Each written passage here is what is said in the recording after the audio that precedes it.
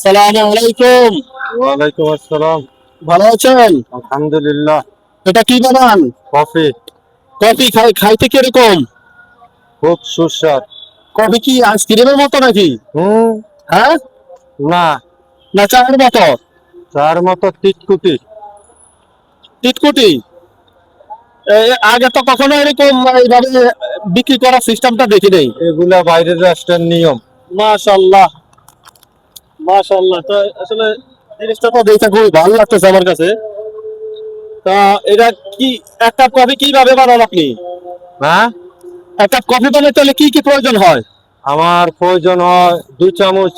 20 টাকার কফি হলে হ্যাঁ, 2 চামচ কফি দিতে হয়। দুই আর চামচ কফি দিতে হয়। আ- আর আর 3 চামচ দুধ দিতে হয়। আর কি দিতে হয়? আর 2 চামচ চিনি। কেউ কম খাইলে 1 চামচ। ও আচ্ছা আচ্ছা। আর কেউ না খাইলে হ্যাঁ, দুধ কফি বাস। কোথায় কোথায় বিক্রি করেন মূলত? গুলশান, মহাখালী। কোন কোন ধরেন ধরনের লোক আপনার এই কফি খায়? ধরেন না, আমি বেশি বিক্রি হয় মহাখালী, করাই, ও মহাখালীর দিকে না? গুলশান গুলশান। ও সকাল কয়টা বের হন? আমি তো ধরে করেন হাফ টাইম বের হই। হ্যাঁ, হাফ টাইম বের হই। Part time? হ্যাঁ। পার্ট পার্ট টাইম বলতে সকালে বের হন? সকালে বের হই না, বের হই 10টার পর। 10টার পরে? সকাল 10টা? তো কয়টা পর্যন্ত কাজ করেন? আমি 10টার থেকে 12টা পর্যন্ত 2 ঘন্টা কাজ করি।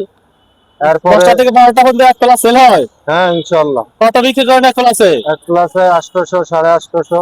মাশাল্লাহ মাশাল্লাহ। আবার তারপরে কখন বের হন? আবার বের হই 3টার দিকে, 3টা 4টার দিকে। 3টা 4টার দিকে? হ্যাঁ। ও আচ্ছা আচ্ছা, তাহলে তো ভালোই। তো তিনটা সাইড, 3টা 4টা বের হয়ে কটা পর্যন্ত কাজ করেন? রাতের 10টা 11টা পর্যন্ত। 11টা পর্যন্ত কয় গ্লাস বিক্রি করতে পারেন? ধরেন 2 ফ্লাক্স। হ্যাঁ, 2 ফ্লাক্স। 2 ফ্লাক্স।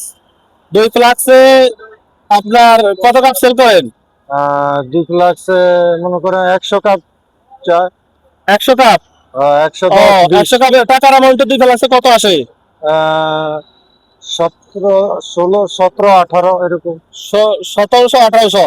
টোটাল এভারেজে একদিনে কত 3 ফ্লাক্স বিক্রি করেন? 3 ফ্লাক্স বিক্রি হয়। তাহলে 850 করে হলে 3 8 24, 2550। হ্যাঁ। ধরলাম 2500। জি। ও, কিরকম অর্ধেক থাকে তো নাকি? ইনশাল্লাহ অর্ধেকের বেশি লাভ হয়। ও, অর্ধেকের বেশি লাভ হলে তো তত তো ভালোই। আর ধরলাম অর্ধেকই লাভ হইলো, তাও তো 1250 ধরলাম, সেখানে 1200ই ধরলাম ফলা ছাড়া। একেবারে আবার আপনার যাতায়াত ভাড়া, নাস্তা খরচ মাছ বাদ দিয়ে ধরলাম যে 1200 থেকে আরো 200 বাদ দিলাম, তাহলে ভাড়া ছাড়া 1000 থাকে। 1000। কন্টিনিউ যদি 30 দিন ডিউটি করতে পারেন তাহলে তো 30,000 টাকা, মাশাআল্লাহ। তাহলে চাকরি করে, চাকরির চেয়ে তো এটাই তো ভালো আমার মনে হইতেছে। ইনশাল্লাহ ইনশাল্লাহ, যারা নাকি মনে করেন যে বিভিন্ন সার্কি করেন, হ্যাঁ, 10 12 হাজার 15 হাজার টাকা বেতন পান, এর চেয়ে ভালো এই উদ্যোগটা নিলে। আপনার পরিবার তো সন্তুষ্ট এটা করে? ইনশাল্লাহ সব সন্তুষ্ট, আলহামদুলিল্লাহ। আগে কি কাজ করতেন আপনি? আগে বাইরে ছিলাম। কোন দেশে ছিলেন? সৌদি। সৌদি? কি কাজ করতেন সেখানে? আসছিলাম নিজে, ফ্রি ভিসায় ছিলাম। যেই যখন যেইটা পাইতাম ওইটাই করতাম। যেমন তখন কি কাজ ড্রাইভারি। করতেন? তো সৌদি থেকে আসুন কি জন্য? আসছি, কোম্পানি বেশি ভালো ছিল না। ভালো ছিল না, না? তো কোম্পানি তারপরে কত বছর কত সালে সৌদি ছিলেন? 2000-এর আগে গেছি। তখন আসলে কত সাল এটা আমার সঠিক জানা নাই। ও, আমার 98 বন্যার সময় গেছি। 98 বন্যার সময় গেছেন? আর হ্যাঁ। বাংলাদেশে আসছিলেন কবে? 2000 সালে প্রথম। 2000 সালে? তাহলে হ্যাঁ। 98 99 3 বছর ছিলেন। হ্যাঁ। হ্যাঁ এরপরে আবার 2022-এ গেছি। হ্যাঁ পরে বেশি সুবিধা ছিল না কফিল। হ্যাঁ। পরে আইসা পড়তে হয়েছে। আচ্ছা, করছেন? 2 বছর পর হ্যাঁ আয়া পড়ছি 2026 সালে। হ্যাঁ। পরে আবার ফিরত আসলাম। ও আচ্ছা। মালিক ভালো ছিল না, পরে আইসা পড়ছি। পরে আবার পুনরায় গেছি।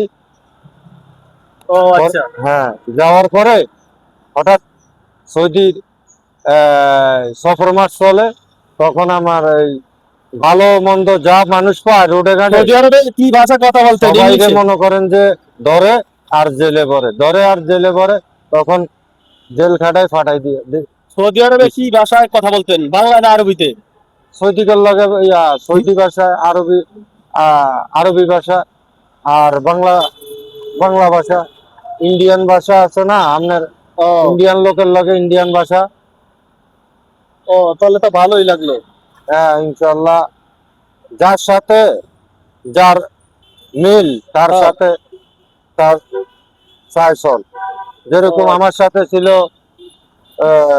ইন্ডিয়ান লোকের সাথে সম্পর্ক ছিল, ভালো বন্ধু ছিল, মিশরের লোকের লগে ভালো বন্ধু বান্ধব ছিল, ও আচ্ছা চলতাম। আচ্ছা, তাহলে তো ভালোই। আরবিয়ান ছিল, ও ওরাই আমার অর্ধেক ভাষা শিখাইছে ইনশাআল্লাহ। আশা করি খুব ভালো ছিল। ও বাংলাদেশে তার আইসা সাথে কেমন ছিল এটা বাংলাদেশে আইসা কোনো কাজ পান নাই না? না, কাজের বাংলাদেশে জন্য মনে হয়।